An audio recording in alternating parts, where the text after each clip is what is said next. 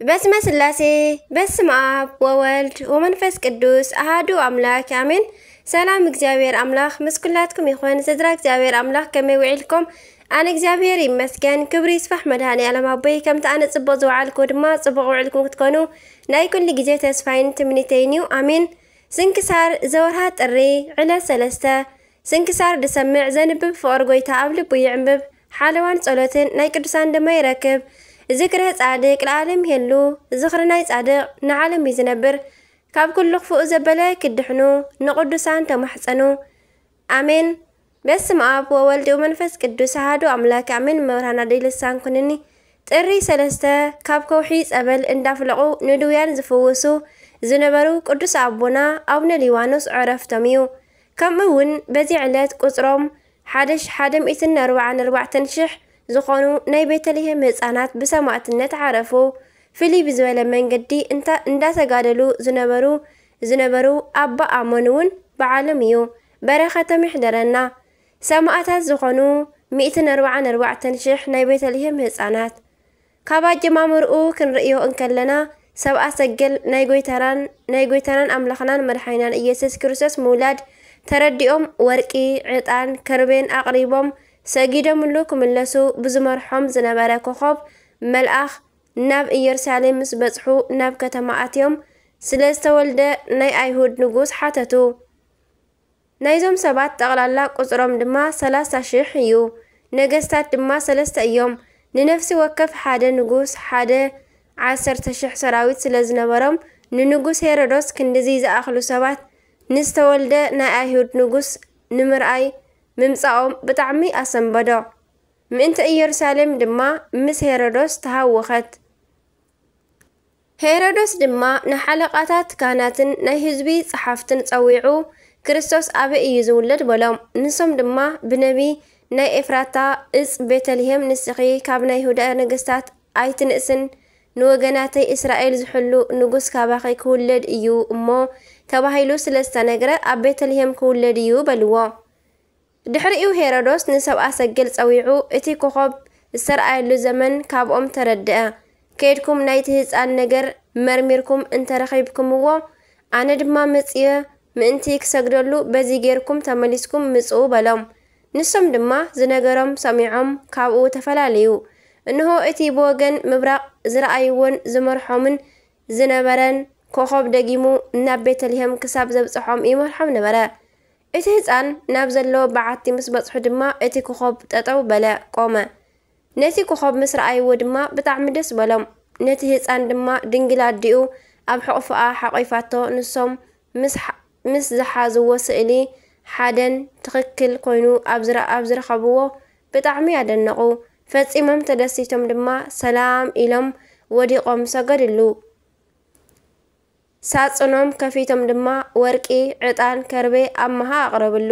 ድሕሪኡ ናብ ርጉም ሄሮዶስ ከይምለሱ ብሕልሚ ተረዲኦም ብኻልእ መንገዲ ናብ ሃገሮም ተመልሱ። ኣምላኽ ብስጋ ምግላጹ ኣዋጅ ነጋርቲ ሰበኽቲ ኮኑ። ሄሮዶስ ድማ ናይ ሰብኣ ሰገል ብኻልእ መንገዲ ከም ዝኸዱ ምስ ሰምዐ ብጣዕሚ ሓረቐ እሞ ርጉም ሄሮዶስ ምናልባት ንጎይታ ዝረክብ መሲልዎ ኣብ ቤተልሔምን ከባቢኣን ዘለዉ 2 ዓመት ካብኡ ንታሕትን ዝነበሩ ን144 ሽሕ ህፃናት ቀተለ።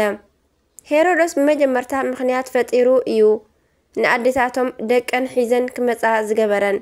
እዚ ድማ ንህፃናት የዕቢና ወተሃደራት ምእንቲ ክንገብረሉ ዝእዝዝ ናይ ንጉስ ቄሳር ደብዳቤ ናባይ መጺኡ ኣሎ እሞ ወርቅን ገንዘብን ቀለብን ልብስን ክንህብ ኢና ኢሉ ናብ መላእ ሃገር ኣዋጅ ሰደደ። ስለዚ ድማ ኣዴታቶም ነዞም ህፃናት ሒዘን ናብ ሄሮዶስ ብምኻድ ተኣከባ። ሄሮዶስ ድማ ኣብዚ ግዜ 1,200 ወተሃደራት ሰይፍን ኣትሒዙ ንህፃናት ይሕረዶም። ሽዑ እቲ ብነቢ ኤርምያስ ኣብ ራማ ድምፂ ተሰምዐ። ወይዋይታን ብዙሕ ምኽንያትን ራሄል ስለ ደቃ በኸየት ተወዲኦም እዮም እሞ ምድባስ ኣበየት ዝተብሃለ ተፈጸመ። ቅዱስ ዮሃንስ ድማ ከምዚ በለ ኣብ ቅድሚ እቲ ዝፋን ኣብ ቅድሚ እቶም 4 እንስሳን ኣብ ቅድሚ እቶም ሽማግለታትን ሓድሽ መዝሙር ዘምሩ። ነዚ መዝሙር እዚ እውን ብዘይ እቶም ካብ ምድሪ التعدقوا 144 شح نحد إقوا كمهارو أيكونلن إزياتهم دناجل إيام أمو مس أنستي أي رخصن قويتانان كلهم قدسان بهوت كلو نفسهم كابسقاهم كي تفاليت قليسو نولدو زخون استفلالي عابيناي محرت كيدان يأتولهم نقدسان سماعتاتن قويتا كقلت كلو قدسان ملأختو يكبوو دنجل ناي برهان أدئو ولادي أملاخ دما بيومانو كوينا مسؤو تمتص نبرت إزم 144 شح ناي بيتليه مصانات دما مسؤو يمصو نبرو ኣብ ልዕሊ እዞም ቅዱሳን ዝኾኑ 144 ሽሕ ድማ ናይ ቤተልሔም ህፃናት መራሒኦም ሓለቃኦም ኮይኑ ዝተሾመ ህፃን ቅዱስ ቄርቆስ እዩ። ናይ ህፃናት ሰማዕታት ረድኤት በረኸቶም ይሕደረና ብጸሎቶም ድማ ይምሓረና ኣሜን። ገዳም ደብረ ወርቅ አቡነ ሊባኖስ ገዳም ደብረ ወርቅ ኣብ ዞባ ደቡብ ንኡስ ዞባ ሰንዓፈ ብሸነኽ ደቡብ ካብ ስርሓ ብእግሪ ናይ 4 ሰዓትን ፈረቓን መንገዲ ወይ እውን ብንኡስ ዞባ ጾሮና ካብ ጾሮና ንሸነኽ ደቡብ ብእግሪ ዳርጋ ናይ 4 ሰዓት ምስ ተጓዓዝካ ዝርከብ ገዳም እዩ። ኣብ ብራኸ ካብ ጽፍሒ ባሕሪ 2275 ሜትሮ ዝርከብ እምባ ኣቀማምጣ መሬቱ ከቢብ ዓንኬላዊ ብእምባ ዝተኸበ መእተዊኡ ብሸነኽ ምዕራብ እዩ። እዚ ገዳም እዚ ብ523 ዓመተ ምህረት በአቡነ ሊባኖስ ተገደመ። አቡነ ሊባኖስ ትውልድ ዓዱ ኣብ ቁስጥንጥንያ ዞሮም ርእሰ ከተማ ግሪክ ኮይኑ ኣቦኡ ንጉስ አብርሃም ኣዲኡ ንግስቲ ማርያም ባዚሊሳ ይበሃሉ። እዞም ስድራ ቤት እዚኦም ውላድ ስኢኖም ንብዙሕ ዓመታት ኣብ ቤተ ክርስቲያን እናተመላለሱን ንድኻታት እናመጽወቱን ውላድ ክህቦም ንኣምላኽ ይልምኑን ስለ ዝነበሩ ነዚ ቅዱስ ውላድ ብሰለስተ ሓምለ ሃቦም። አቡነ ሊባኖስ ዕድሚኡ ንምስትውዓል ምስ በጽሐ ስጋውን መንፈሳውን ትምህርቲ ተምሃረ። ኣካለ መጠን ምስ በጽሐ ከዓ ፍቓድ ስድርኡ ንኽመልእ ጓል ንጉስ ቆስጠንጥንያ ተመርዓወ። እንተኾነ ግና ነቲ ደቁን ንብረቱን ሰበይቱን ሓዲጉ ዝስዕበኒ ዘለዓለማዊ ክብሪ መንግስተ ሰማይ ኣለዎ ዝብል ቃል ቅዱስ ወንጌል ዘኪሩ ካብ ኣቦኡን ኣዲኡን በዓልቲ ቤቱን ክፍለ ሓሰበ። ፍርቂ ለይቲ ምስ ኮነ እግዚአብሔር ኣምላኽ እቲ ሰናይ ድሌቱ ርእዩ ንቅዱስ ገብርኤል መልአኽ ሰዲዱ እግዚአብሔር ፈላሲ ኮይንካ ክትነብር ሓሪ እኳ እዩ እሞ ካብ ቤት ኣቦኻን ካብ ዝሃገርን ወፂእካ ሰዓበኒ ይበሎ። ንኣቦይ ክነግሮ እምበር ኢሉ ብልቢ እናሓሰበ ከሎ ብሕጂ ኣቦኻ እግዚአብሔር ኣድኻ ድማ ቅድስቲ ቤተ ክርስቲያን እያ ንዓ ካብዛ ዓለም ናብታ ዘለዓለማዊት ሓጎስ ዘለዋ በሎ። በዚ ከዓ ብቃል ቅዱስ ገብርኤል መልአኽ ተሓጒሱ ገለ ነገር ከይተማልአ ነቲ መልአኽ ሰዓቦ እሞ ናብ ግብፂ ደብረ ዘይቲ ዝበሃል ገዳም ናብ ኣቡነ ጳኩሚስ ኣብፅሖ። ካብ ኣቡነ ጳኩሚስ ኣርዑት ንምንኩስና ኣስኬማን ተቐቢሉ ብብሕትውናን ገዳማዊ ህይወትን ይነብር ነበረ። ብድሕሪ እዚ ብፍቓድ ናይ መንፈስ ቅዱስ ናይ መንፈስ ወላዲኡ ናይ ምድረ ኣግኣዚ ብመርሳት ተኽላይ ተሳጊሩ ብ430 ዓመተ ምህረት ኣተወ።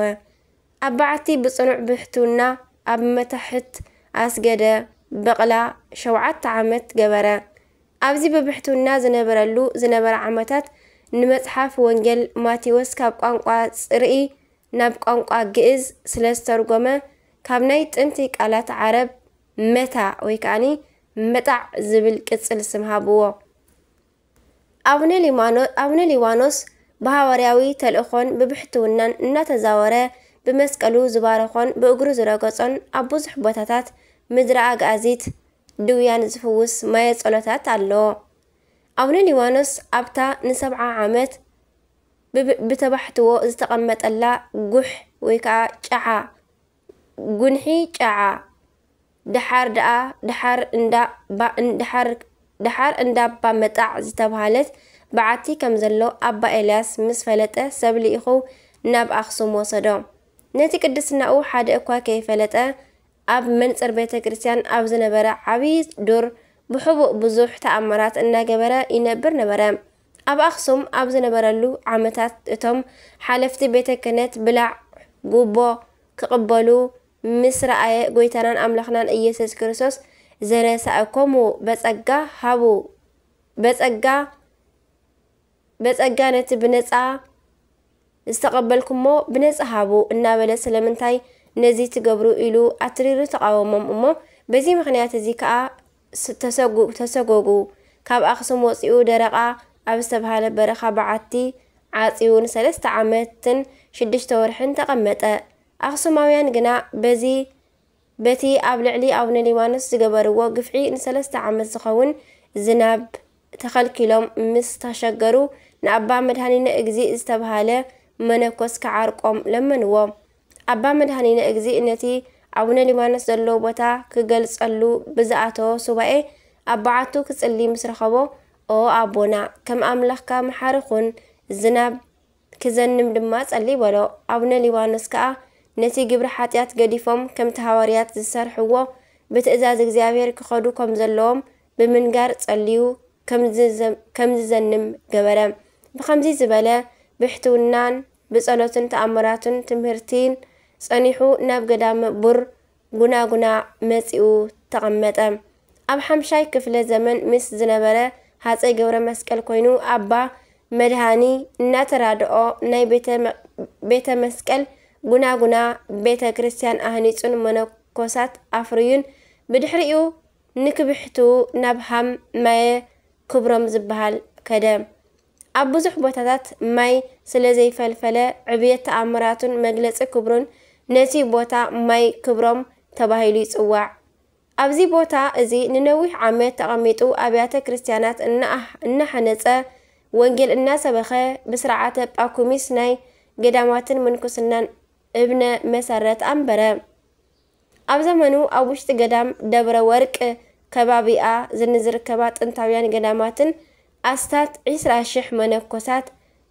ምንባሮም ገድለ አቡነ ሊባኖስ ይሕብር አቡነ ሊባኖስ በብሕትውና ህይወት ገድሉ እናቐጸለ ከሎ ኣዋልድ ሃም ብፍትወተ ስጋ ስለ ዝተጻብኦ ናብ ሽዋ ኸይዱ ገዳም ገዲሙ ተቐመጠ አቡነ ሊባኖስ ኣብ ብዙሕ ቦታታት እናተዛወረ ሐዋርያዊ ተልእኽኡ ምስ ፈጸመ ቅዱስ ገብርኤል መልአክ ፈጺሙ መጺኡ ዕረፍቲ ከዓ ኺሉ እዩሞ ናብታ ዝነበርካያ ቦታ ሃም ተመለስ ዕረፍቲ ከዓ ባእዩ ንኽብርኻ ከዓ ክሳዕ ዳግም ምጽኣት ብስምካ ክትጽዋዕያ ምስ በሎ ተንሲኡ ናብ ሃም መንገዱ ኣቕንዐ እንተኾነ ግና ነቲ ኣብ ሃም ዝሓለፎ ፈተና ዘኪሩ ኦ ጌታይ ብህይወተ ስጋይ ናብ ሃም ኣይተእትወኒ ኢሉ ምስ ጸለየ ሓራሳት ኣብ ዝተባሃለ ቦታ ብሰለስተ ጥሪ ዓሪፉ ኣብ ገዳሙ ደብረ ወርቅ ተቐብረ ሃፀይ ገብረ መስቀል ከምዚ ዝበለ ሓደ ዓቢ ኣቦ ኣብ በረኻ ተቐቢሩ ክተርፍ ኣይግባእን እዩ ብምባል ናብ ኣክሱም ንኽውሰድ መቃብሩ ክፍሓር ኣዘዘ እንተኾነ ግና ፍቓድ እግዚአብሔር ከም ዘይኮነ ዘደብር እቶም መቃብር ክኹዕቱ ዝጀመሩ ሰባት ኩሎም ኣዒንቶም ምስ ዓወሩ ሃፀይ ገብረ መስቀል ፍቓዱ ስለ ዘይኮነ ድዩ ኢሉ እናኣስተንተነ ከሎ ካብቲ መቃብር ብእግዚአብሔር ዝተዋሃበኒ መዕረፊ ቦታይ እዚ ስለ ዝኾነ ኣብዚ ቦታ እዚ ዓቕምኻ ብዝፈቐዶ ቤተ ክርስቲያን ህነጸለይ ዝብል ቃል ተሰምዐ ድሕሪ እዚ ብወርቂ ቤተ ክርስቲያን ሃነጸ እሞ በዚ ደብረ ወርቅ አቡነ ሊባኖስ ሃም ዝብል መጸውዒ ስም ተዋሃባ መንፈስ ቅዱስ ከምቲ ንኹሎም ቅዱሳን ዝተፈላለየ ህያብ ዝህቦም ንአቡነ ሊባኖስ ድማ ዝረገጾ ባይታ ማይ ይነትዕ ነበረ ገዳም ደብረ ወርቅ ካብ ፍጹም ከውሒ ዝፍልፍል ተኣምራታዊ ማይ ኣለዎ ካብ ዝኾነ ቦታ ዝመጹ ዝተፈላለየ ሕማምን ድናስን ዘለዎም ሰባት ይሓውዩ ነበሩ አቡነ ሊባኖስ ካብ እግዚአብሔር ብዝተቐበሎ ቃል ኪዳን መሰረት ኣብ ከባቢ እዚ ገዳም ደብረ ወርቅ ዝርከብ ደብረ ሐዋርያት ዝተባሃለ ናይ ብዙሓት ቅዱሳን ዓስከረን ከይፈረሰ ምስ መግነዙን ኣካሉን ዝነብሩን ኣሎ ከምኡውን ኣብ ልሙድ ጸድፊ ብውሕልነት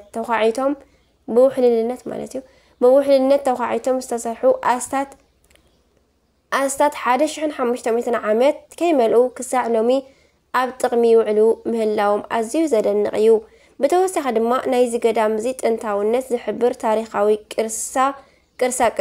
ቅርሳቅርስን ጽሑፍን ኣሳእልን ይርከብ እዩ ኣብዚ እዋን እዚ ገዳም ደብረ ወርቅ አቡነ ሊባኖስ ሃም ኣብ 3 ዝተኸፍለ እዩ መቃብር አቡነ ሊባኖስ ን43 ዓመት ዝጸለይሉ እንዳማይ ክብሮም حجي باسم قدوس يوحنس زصواع تابوت زلو عند حواريات زبሃል ድማ عاصم قدوسان زلو ቦታ ኮይኑ باسم قدوسان ጴጥሮስን ወጳውሎስን ታቦት ዘሎ እዩ ገዳም ደብረ ወርቅ አቡነ ሊባኖስ ሃም بخሉ መዳዩ ታሪኽን ተአምራትን ዘሎ አሰር ጥንታውነቱ ዘይበተኸ መልክዕ ቀዳሞት አበው ዘይገደፉ መነኮሳት በብዝሒ ዘለዎ ሕሊናኻ زهد منفس كسانة زهب قدس بوتا ايمو ناو نجدنا بركات كنساتف ناي እግዚአብሔር ቅዱስ ፍቃድ ይኹንልና በቃል ኪዳን አቡነ ሊባኖስ ይሐልውና አሜን ልሳን ተዋህዶ ጥሪ ዕለት 3 ዝኽበሩ ዓመታዊ ናይ ቅዱሳን በዓላት ድማ 144 ሺህ ህፃናት ቅዱሳን አባ ሊባኖስ መዘመጣዕ አባ አሞን መስተጋድል ወርሓዊ በዓላት ድማ ባእታ ለግዝእትነ ማርያም ድንግል ቅዱሳን ኢያቄምን ሃናን አቡአን አዲያን ቅዱሳን ካህናት ዘካርያስን ስምዖንን አባ ሊባኖስ ዘመጣዕ አቡነ ዜና ማርቆስ ቅዱስ ቄርሎስ ዓምደ ሃይማኖት አቡነ መድኃኒነ እግዚእ አሜን በረከቶም ይሕደረና ካፍቅር ቅዱሳን አይፍለና በረከት ረድኤት ናይ 144 ሺህ ህፃናት ቤተልሔምን ናይ አቡነ ሊባኖስን ናይ ኩሎም መዝለማዓንቲ ወርሓውን ዓመታውን ተኸቢሮም ዝውዕሉ በረከቶም ይሕደረና ካባናባ ካፍ ፊደል ዘውደቅኮ ዘንጠብኮ በአፈ ቅዱሳን ትጓል መላእክት ተአርምልኝ አሜን አቡነ ዘበሰማያት ይትቀደስ ስምከ ትምጻእ መንግስትከ ወይኩን ፈቃድከ በከመ በሰማይ ከማሁ በምድር ሲሳየነ ዘለለ ዕለትነ ሀበኒዮም ህድግ ለነ አበሳነ ወጀጋየነ ከመንህነኒ ንህድግ ለዘአበሰረነ ኢታብአነ ጊዜ ውስጥ መንሱት አላህ ድነነ ወባልሃነ ኩሉ ኩይስ መዚያኬት መንግስት ኃይሉ ስብሐት ለዓለማንም አሜን በሰላም ቅዱስ ገብርኤል መልአክ ኦግዝእት ማርያም ሰላም ለቺ ድንግል በለናቺ ወድንግል በስጋቺ እግዚአብሔር ጸባኦ ሰላም ለቺ ብሩክት አንት ማንስቶ ብሩክ ፍረከርስኪ ተፈሲ ፍሲት ኦ ማርያም ለተጸጋ ምልዕተ ውዳሴ ምልዕተ ኩሉ እግዚአብሔር ምስለኪ ሰአሉ ጸልይ ምህረተ በእንቲ አነ ምህረተ ኩሉ ዓለም ምህረተ ምድራ ጋዚት ሀበ ፍቅር ወልቺ ኢየሱስ ክርስቶስ كما يسرلنا هتعوينه تماهيصنا كلانشي آمين وسبحان لإግዚአብሔር ولولادته ድንግል ولመስቀሉ ክቡር آمين آمين ليكن